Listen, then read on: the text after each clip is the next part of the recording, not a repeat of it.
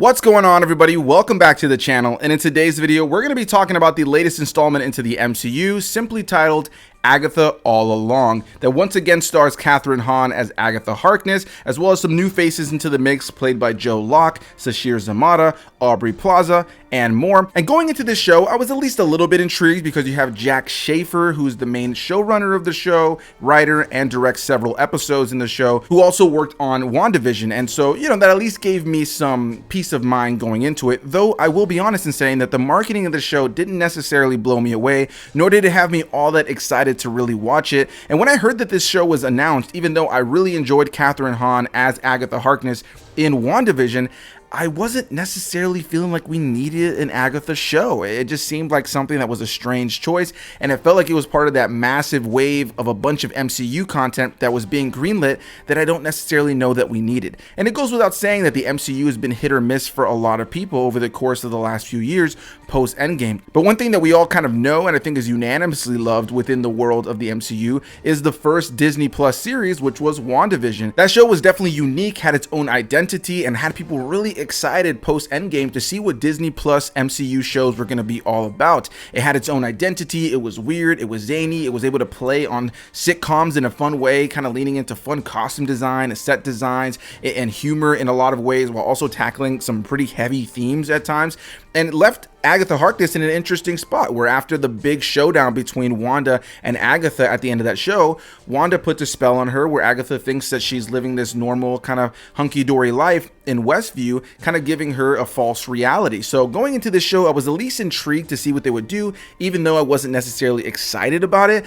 And what I can start this off by saying is I think that Kathryn Hahn is great in the role as Agatha Harkness. Once again, she brings that levity that you want, but since she's the central character now, she's able to bring a little bit more humanity to the role, but still leans into that over-the-top witch character that she was in the previous installment with WandaVision. And while WandaVision was continued on technically with Doctor Strange and the Multiverse of Madness, and that feels a lot more like a sequel to WandaVision, this one also feels genuinely like a sequel series. As we start in Westview, we get to see Agatha still under this spell at the beginning of the show, and we get to see some of the other neighbors that were featured in WandaVision. But if you've seen the marketing for this show, it's no spoiler to say that Agatha, of course, breaks out of this spell. And this show is really about her trying to regain her magical powers that she no longer has after the events of WandaVision. It takes place about 3 years after the events of WandaVision, and at the start of this show, Agatha is still under the spell, but she slowly breaks out and eventually works to get a group of witches, a bunch of has-been witches, to build a new coven and go on this fabled road that witches know of but don't necessarily fully know if it exists. And if you go down this road and end up kind of going through the various obstacles and challenges and trials that are specific to the individual witches that are part of your coven, you can regain power and become all powerful if you reach the end of this road. So over the course of the first couple of episodes, you have Agatha Harkness putting together this crew of has-been witches to go on the road. Along the way, she comes across a couple of other characters in the mix, most notably a teenager simply named Teen in the credits, and that's what they call him in the show. They don't have a full name for him just yet, and there's a specific reason for that, but I won't get into spoilers fully here. He's played by Locke, and he's a character I'm not fully crazy about, to be completely and utterly honest. I'm a little bit torn on how I feel about him. He's a little bit cringe at times, but there's a little bit of humor around his character that I do think adds to some of these moments.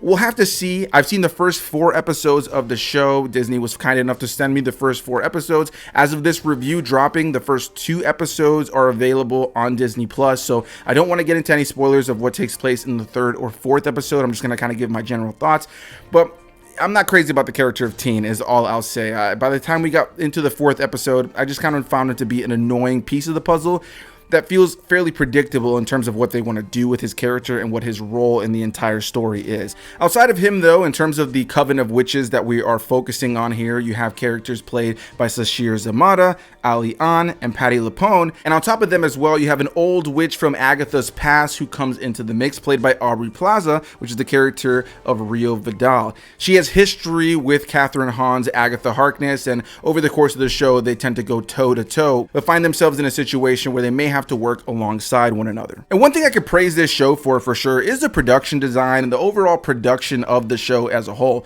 Similar to WandaVision, though it's not the same as the whole sitcom on every episode thing, this show does play with various tones and genres, most notably once they get onto the road, because once these characters get onto the road, and they have these various trials that they have to go through, it oftentimes ports them to a different location, putting them in different attire. The decor is different, which allowed the show to kind of be fun and zany in this way, where the characters are in different clothes from different eras and the locations they're in are fully different every time, oftentimes allowing this show, similar to WandaVision, to play with costumes and locations and making everything feel fresh episode to episode. So when it comes down to the production design, the set design, the costume, the wardrobe, the wigs, the hair, the makeup, I thought all of that was really solid. As somebody who was always a big fan of those kind of sides of production, I can really appreciate what was done here. In terms of digital effects, there are some pretty solid digital effects throughout the course of the series, but there are also a couple of moments where you can see that TV budget is coming through a little bit.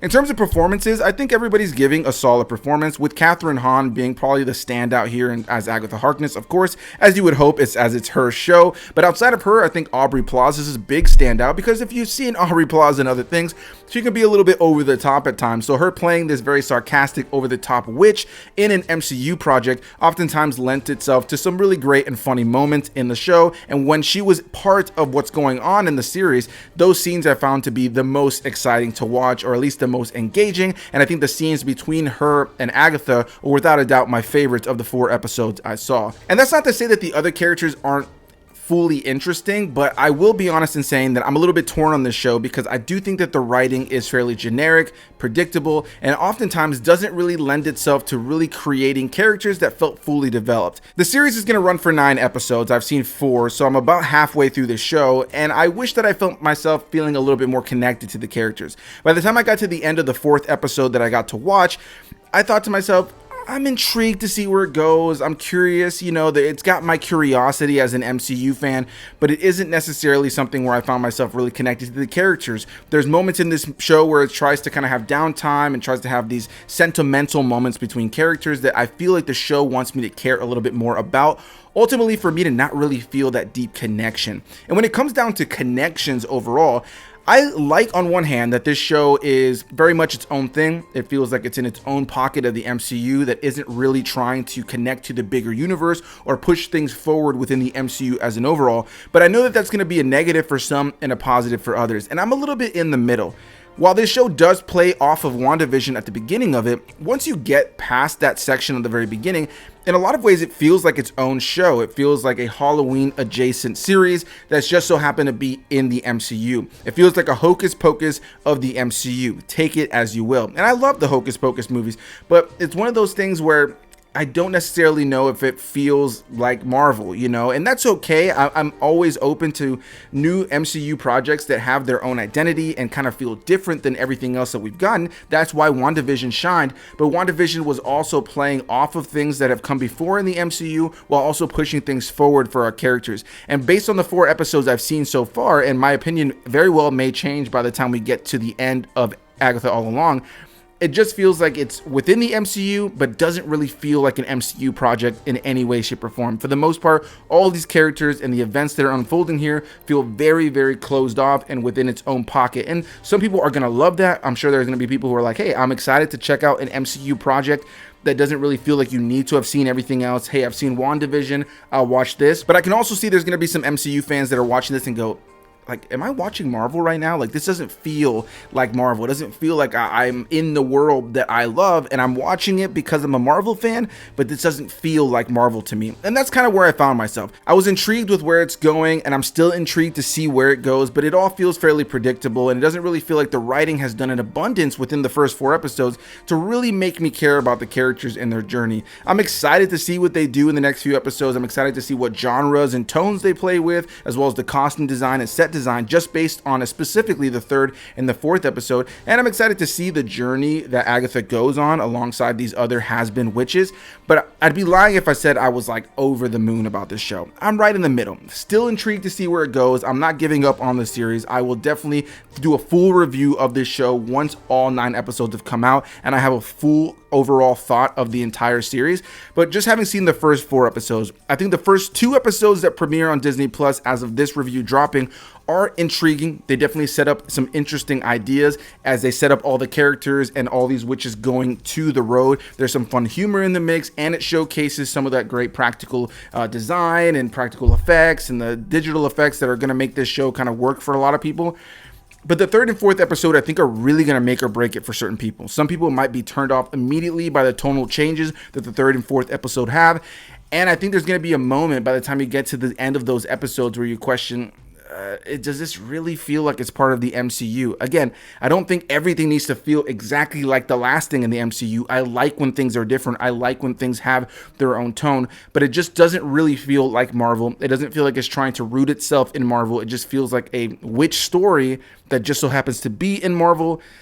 And yeah, I don't know. I'm really torn on it, as you can see. Overall, like I said, I think the production design is solid. The costume design is solid.